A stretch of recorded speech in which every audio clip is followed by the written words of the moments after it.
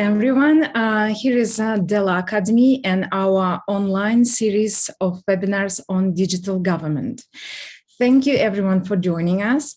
Today we will talk about transforming customer experience with user-centricity in public services.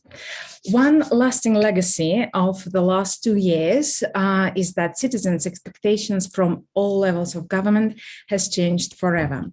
And as a customers, we expect governments to move as quick as any other businesses or organizations. And we are seeing great moves in this direction from all over the world in government initiatives. So today is a wonderful opportunity to hear from Abu Dhabi Investment Office on how they digitize city services for investors that has directly impacted capital's GDP growth. Just before we give microphone to Hani, I'd like to say several words about myself. My name is Olga Isakova. I'm director and founder of Digital Era Leaders Academy. I have spent half of my career developing services and products, and the other half of my career is in commercializing and monetization of these services. So I really hope to have great discussions today, and because I know the value of user-centricity. And now it's my pleasure to introduce our speaker for today. It's Hani Mashnouk, Head of Business Applications at Abu Dhabi Investment Office. Hani, hi, how are you? Hi, Olga, I'm good. How are you? We are hot in UK, but we're dealing with that. First of all, thank you so very much for willingness to share your achievements and your experience in building portal. And also thank you very much for taking time to prepare the material and make a present it for us. Just before we continue, Hani, I know that we have international guests today. Our audience is from different countries. And as we see, many governments are issuing their own documents, instructions, guides on user-centricity, on standards and quality of e-services, of new digital services for citizens.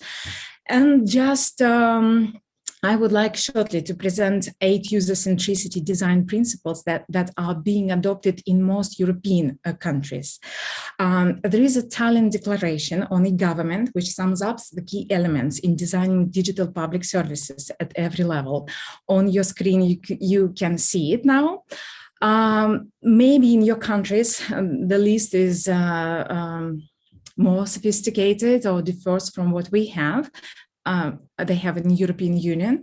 So well, first principle is digital interaction. Second one is public services must be accessible, secure, affordable, and user-friendly.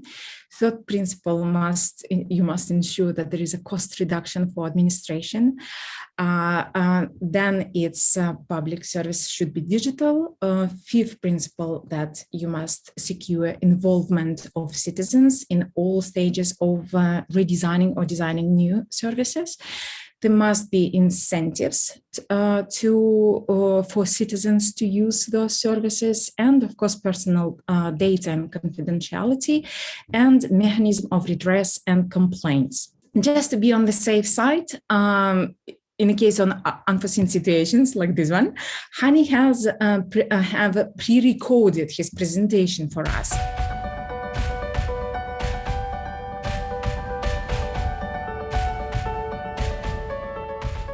Learn about the 8 principles of user-centricity using the case studies on government projects, including Singapore, Seoul, Rotterdam, Milan, Ghent, and many others.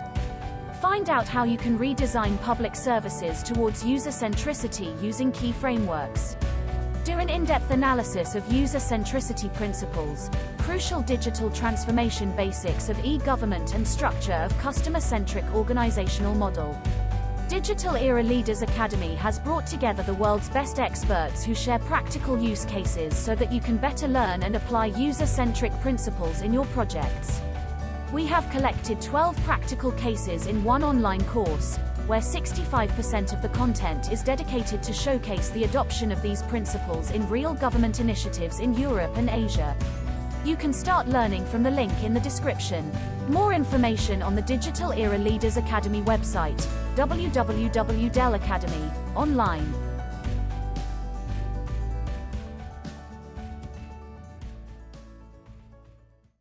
Hi, everyone. Good afternoon. Thank you for joining me today. My name is Hani. I'm the head of business applications at Abu Dhabi Investment Office. First of all, I would like to thank Olga for organizing such an amazing event. All right, so without further ado, let me jump on to my presentation. I'll be sharing my screen.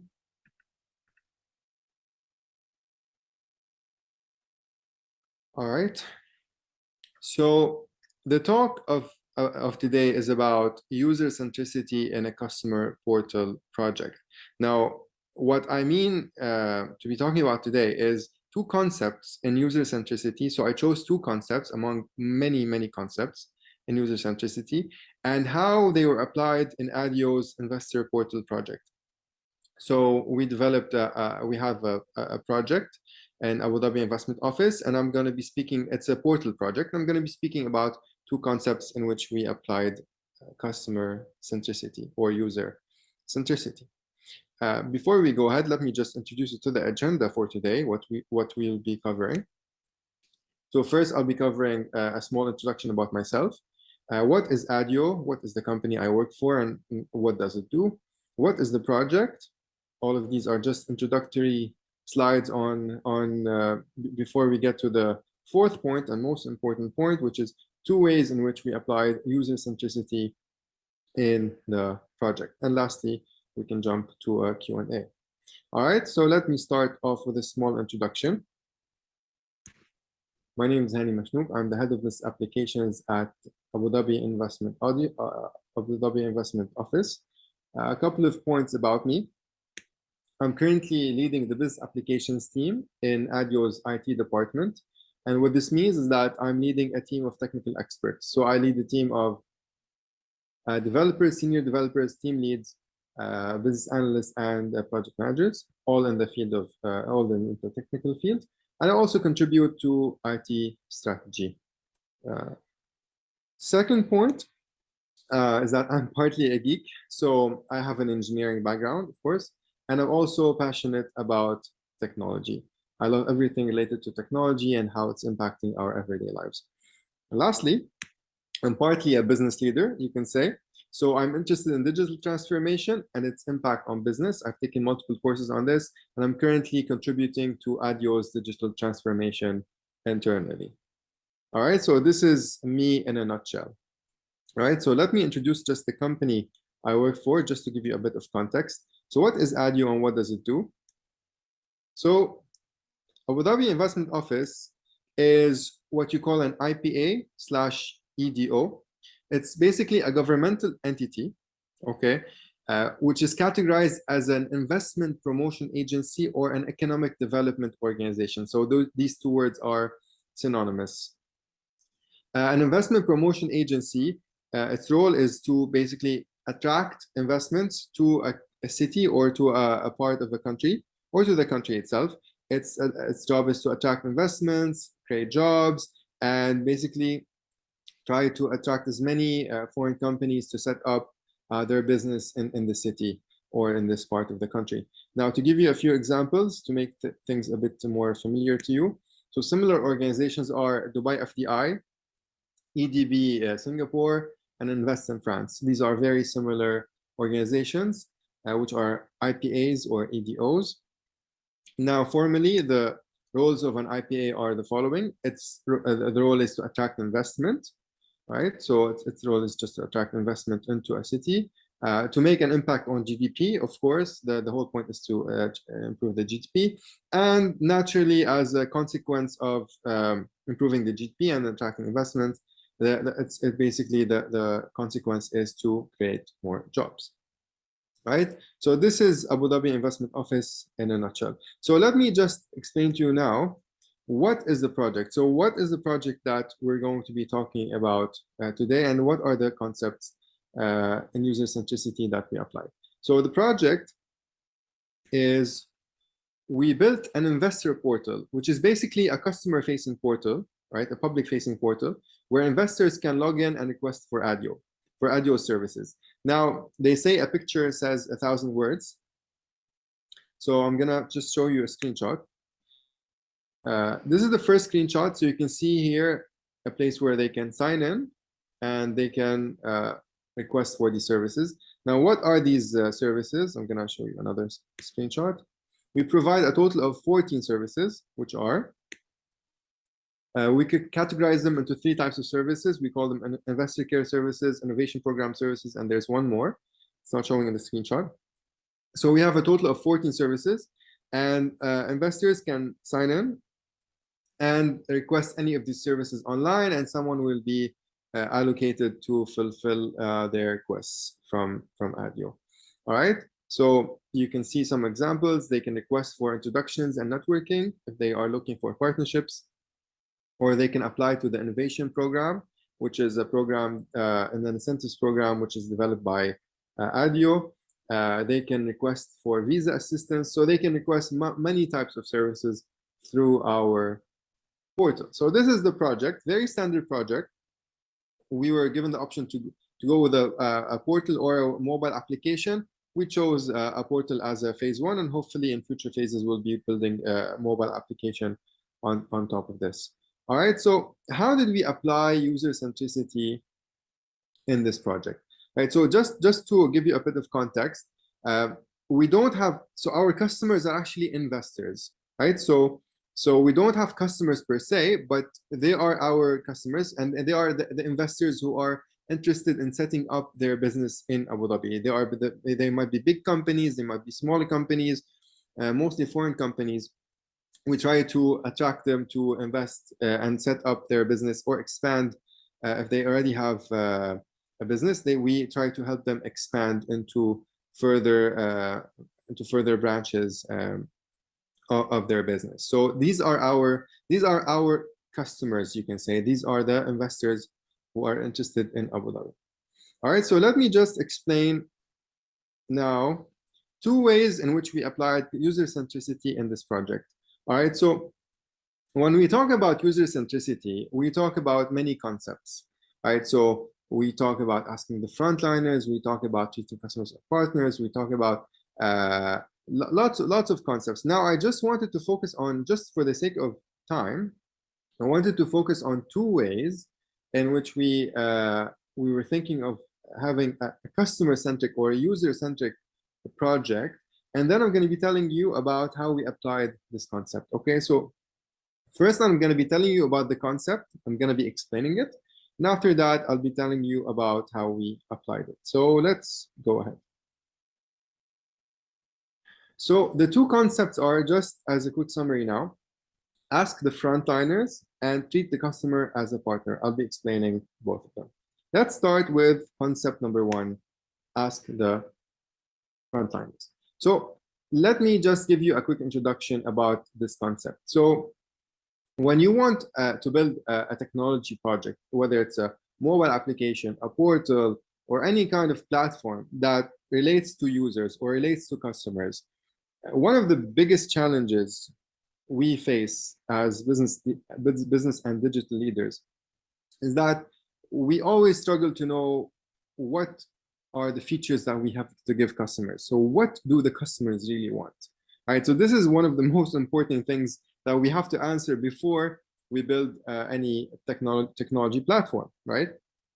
So just to give you a bit of history about this concept. So this problem is actually very, very old. And it goes back to maybe hundreds of years old, right? And this concept and this problem is always very common, right? And it's always about knowing what the customer wants. So I can tell you that I've seen, just to oversimplify it just a bit, there are 2 schools of thought when it comes to addressing customers' needs, right? So there's the first concept, which says customers don't know what they want, right? So, and we have to help them figure out what they want. And there's the other concept, which is kind of contradictory in a sense, which says the customer is always right. So let me just give you a bit of overview about these 2 concepts. The first concept, which is the customers don't know what they want. This is sarcastically illustrated by none other than Mr. Henry Ford, the founder of Ford Automobiles. He said, if I had asked people what they wanted, they would have said faster horses, right?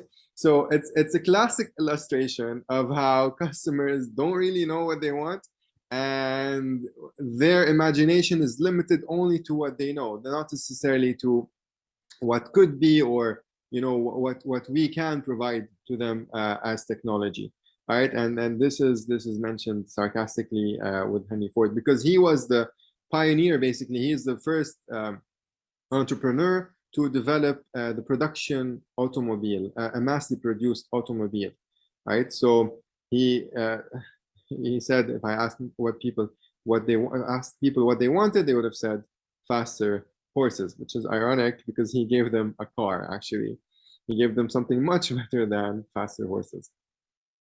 And you have on the other hand, you have another concept, which is also very old, which is mostly around the idea that the customer is always right and the customer is king, right? So always give the customer what they want. We always give the customer what they want, right? So this is all about giving them what they want. Now, I can tell you something from my experience and what we were trying to achieve in this project in terms of user centricity. We noticed something.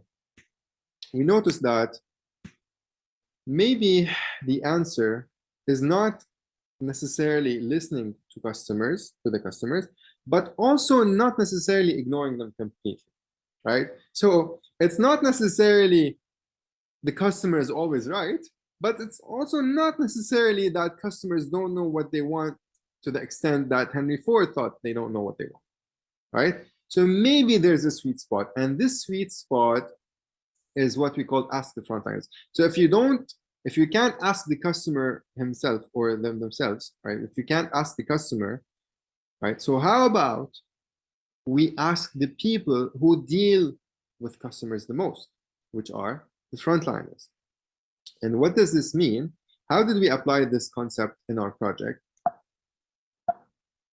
Right, let me move on. How we applied concept one. So we asked the customer service teams that deal directly with the investors. So instead of asking the investors about what they want, we asked the customer service teams about those investors. We had workshops with them. So we had workshops with customer-facing teams to understand the pain points and needs of customers. And I think that was a very nice idea, because we got to understand what many investors are facing in terms of pain points and needs. We understood concepts that we wouldn't have been able to understand if we just asked a couple of investors.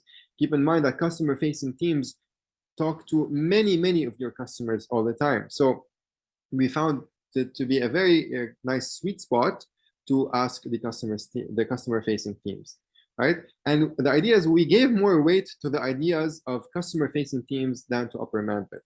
And that was actually very critical. So actually we took the suggestions and recommendations of these customer-facing teams, and we actually relayed these ideas to upper management in order to suggest improvements. Because these people actually know and interact on a daily basis with our investors and our customers. So they have a first-hand experience on what these customers want.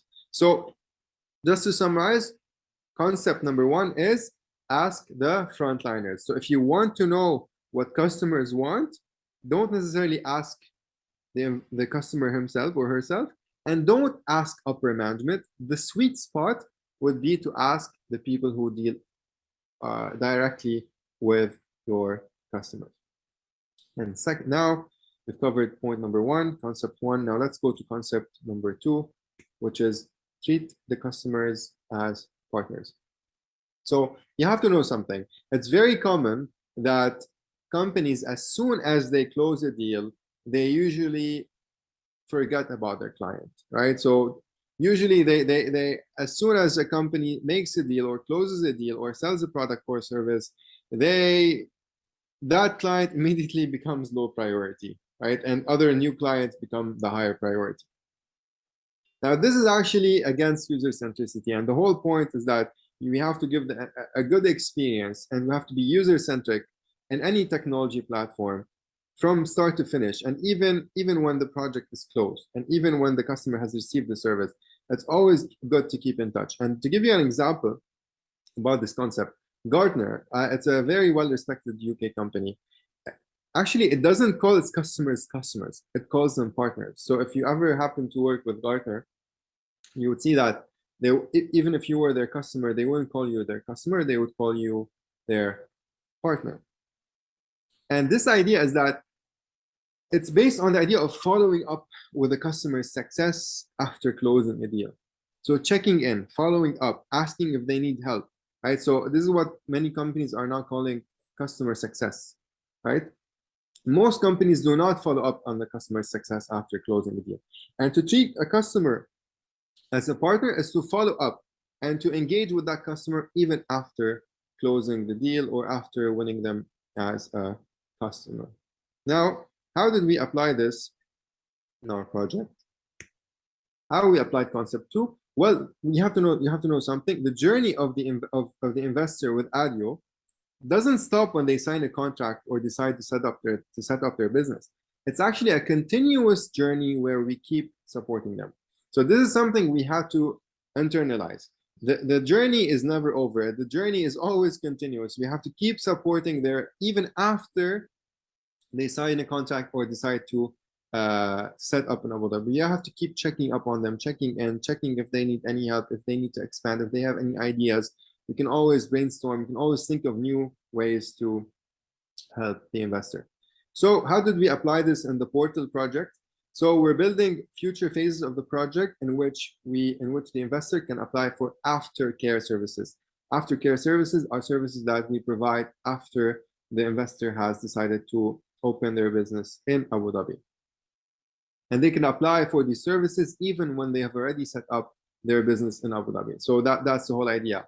We want them, they are not only customers, they are partners, and we want to keep a connection with them. We want to keep an open line with them so that we can always support them. Just to give you an example about these services that are in progress now, we give them specialized and accelerated support for these existing investors. So existing investors actually get specialized and accelerated support, right? Rather than slowed support because they are existing, right? This is an important thing. And we offer them also exclusive partnership opportunities. So these opportunities are only available to existing investors. So this is all part of how we treat them as partners rather than one-time customers who we just serve for one time. All right, so these are the two concepts we discussed today. Asking the frontliners is the concept in which we ask the customer-facing teams for feedback about the customers and what they want.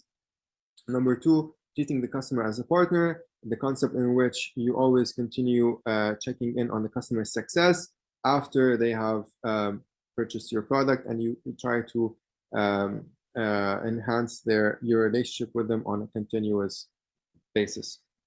Right? So this concludes my presentation for today. And now, if you have any questions, I'll be happy to answer them. Thank you so much. All right. Hani, thank you very much again. We hope to get some questions. Please use chat, or you can actually put an alarm next yeah, just put your hand up and we can enable your microphone. But if you don't mind, Hani, let's we run the poll that we try the second time just to see how our audience is assessing their own portals and adoption of customer-centric approaches. Can we please have a poll now? I hope everyone could see it on the screen. So how do you currently evaluate the level of customer centricity in the platform portals of your organization? All our platforms are perfectly customer-centric. The second one is there is always room for improvement. And the third one, we need to think again about how we present our platforms to customers. Thank you very much for your response. responses. We just have it for a little bit more. Thank you so very much for answers. Hani, I will ask you to comment when I share the results. So I hope that's enough. Now you could see on your screen the answers. So most of our participants logically think that there is always room for improvement, and some think that they actually need to rethink some of their approaches. Hani, how would you like to comment on these results? Yeah, this is a very good result. Actually, it shows that there's always room for improvement when it comes to user centricity, and there's always room to brainstorm new ways in which we can engage with customers and improve their experience in any platform that we have. So I'm very proud of the audience for admitting that there's always room for improvement, and I hope they engage with their customers more frequently so they can hopefully fill in these gaps.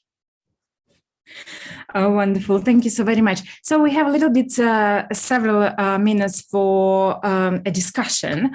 We're still waiting questions from our audience, but let me ask you, can you name some challenges that you faced while developing the portal? What are they, and what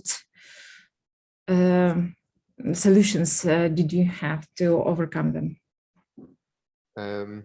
Maybe I can think one of them, the biggest challenges we faced was being able to align ourselves internally when we have noticed that our expectation from what customers really want is quite different from what we have been giving them. So it was hard for us to align with what they wanted, and trying to align ourselves internally so that we can provide the best services.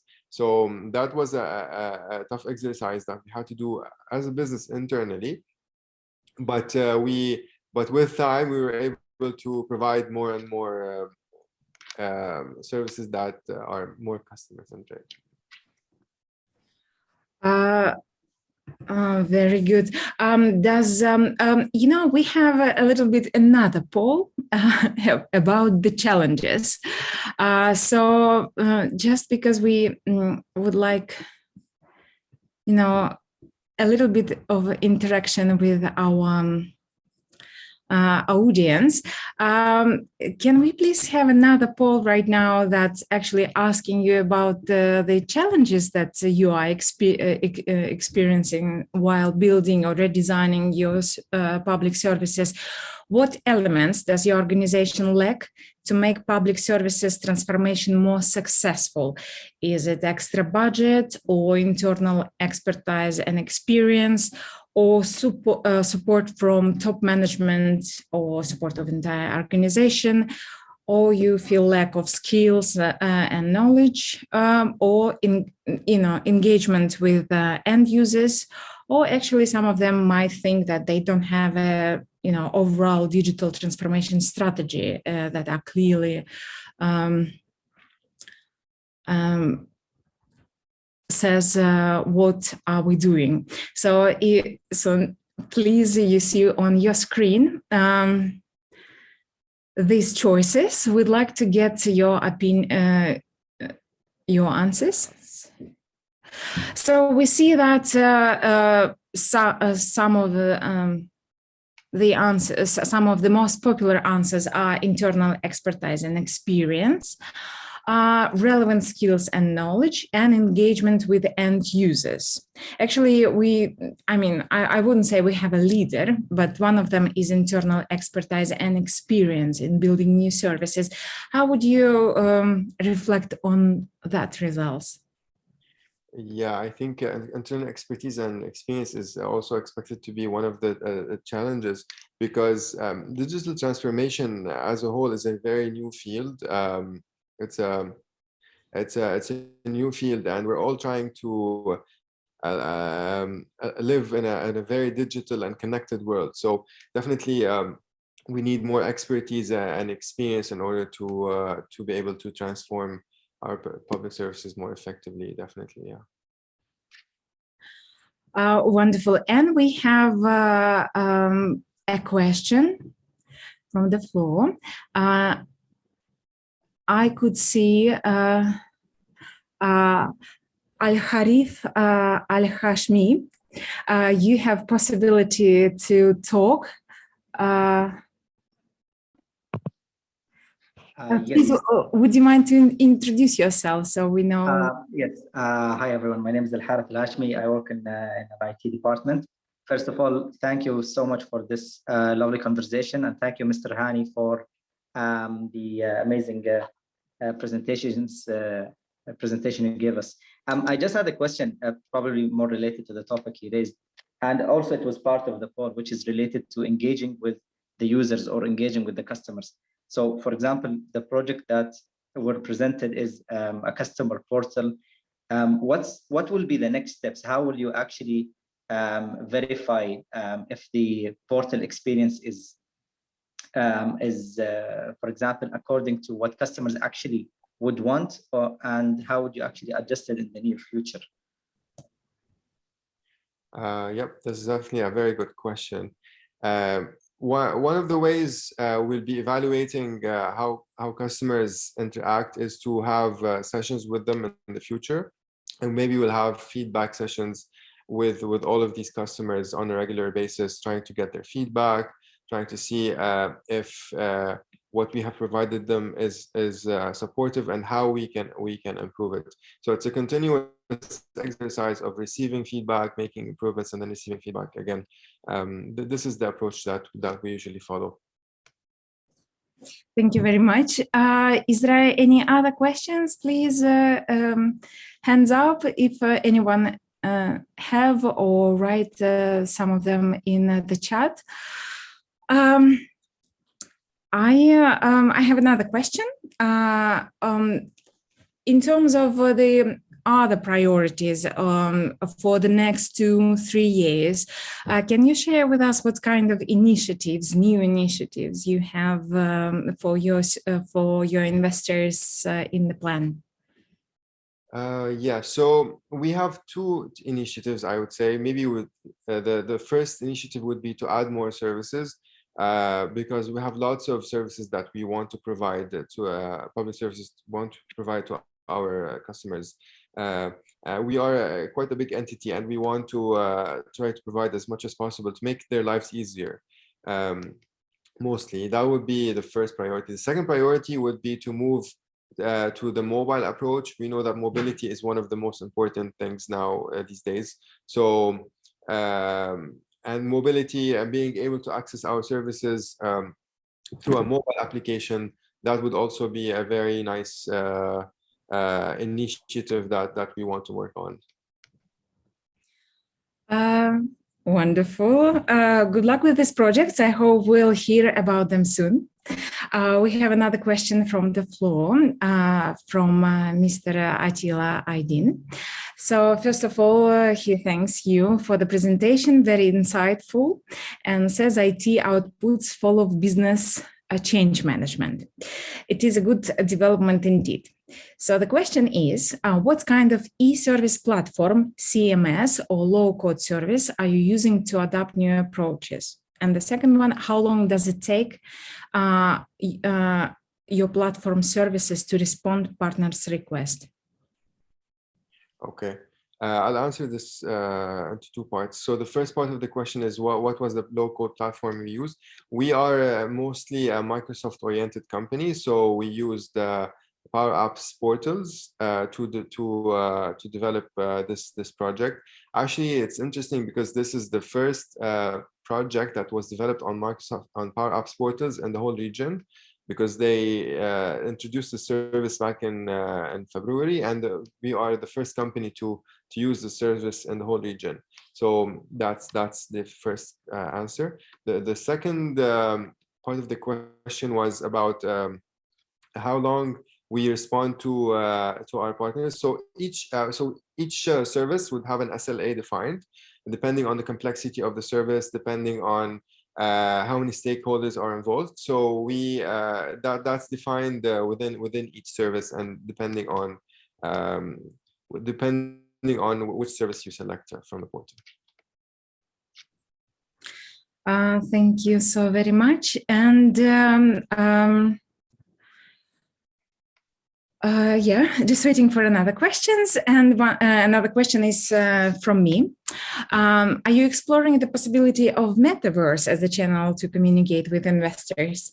Or you still consider it a very, abstract buzz? It's I think it's a bit early for us to be discussing the metaverse, but it's definitely a very interesting area to be looking at. Maybe we'll have an office in the metaverse where our customers can meet with our employees virtually, and we'll have maybe virtual meetings in person in the metaverse. It would be very interesting, actually. It would be very, especially because many of our customers are all over the world. So South Korea, China, Europe. So it would be like we're sitting in the same office, in the same building, but in the metaverse, though. So it would be very cool, actually. We, by the way, will have a webinar dedicated to metaverse in government services on 22nd of September. So wow. You're very welcome. We'll explore this innovation and see whether it will be the right time to commit to developing services in metaverse. I don't see any more questions for the moment, but I just would like to say to our audience that we will keep in touch. You have hopefully you sign up for our group. So if you will have any questions, you can direct it to Hani or through our group, and we can discuss it and answer. And just before we all go, I just wanted to say that our Academy, Digital Era Leaders Academy, have actually designed a very short but very practical course on user-centricity. It's called Digital Government Transforming Customer Experience with User-Centric Approaches. It's based on case studies from Singapore, Seoul, Rotterdam, Milan. Maybe we have to add Abu Dhabi's case there as well. It's available on Udemy, and we have contributors of this course, people from who used to work more than 20 years in innovations and digital transformation in the city of Ghent and Seoul. And if you're just interested in the letter after the webinar, we'll send you a link to that. For all participants, there will be a special discount. And our academy is, we are focusing on making trainings, tailor-made educational program in digital transformation for governments. And we also offer consulting services in digital transformation on user-centricity as well. So if you're developing new services or working on digital transformation, you know that Della can help you with that. And just before we all go, it would be very nice to get your opinion on this webinar. We have another poll. Would you mind please to tell us how did you like the session and whether you're ready to give us a personal feedback? And I also would like to tell you that we have 3 more series of webinars for digital government that we held in August and September. So on 17th of August, we will be talking about challenges in learning and development. And on 6th of September, we'll talk about quality and e-services standards in designing public services. And as I said already, on September 22, we will talk about the metaverse in government services. Please sign up for our newsletters. And thank you, Hani, again to you and to your organizations that you decided to participate. We wish you all the best with your new projects. Yes, thank you for all our participants to joining us. Hani, if you want to say several words at the end, you are most welcome. I would just like to thank you for this opportunity. Thank you for organizing this event. I really like that it's short and sweet, straight to the point. everyone is tired. Some people have just finished work, so it's short and sweet, informative, and the polls were very interactive. So thank you for that. It was generally informative and fun, which is how I think learning should be. Thank you so very much for your feedback. Okay, I hope we'll see you soon, all our participants as well, in our next webinars. Thank you so very much. Have a good evening. Thank you. Bye-bye. Bye.